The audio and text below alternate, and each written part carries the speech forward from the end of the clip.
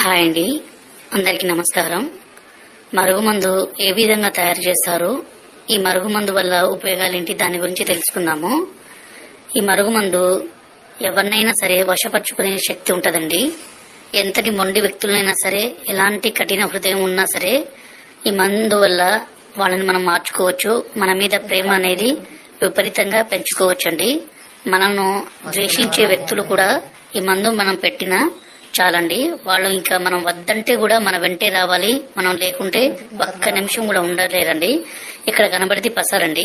దీన్ని మనం బట్టలకి, చెప్పులకి, తలకి పోయడం ద్వారా ఎలాంటి మొండి వ్యక్తులైనా సరే మారిపోతారండి.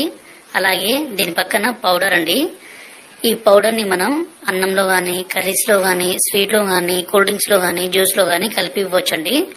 ఈ మరుగుమందు వల్ల ఎలాంటి చిన్నపాటి సైడ్ ఎఫెక్ట్స్ కూడా ఉండవండి. ఎందుకంటే స్వయంగా మేము తయారు చేస్తాం కాబట్టి.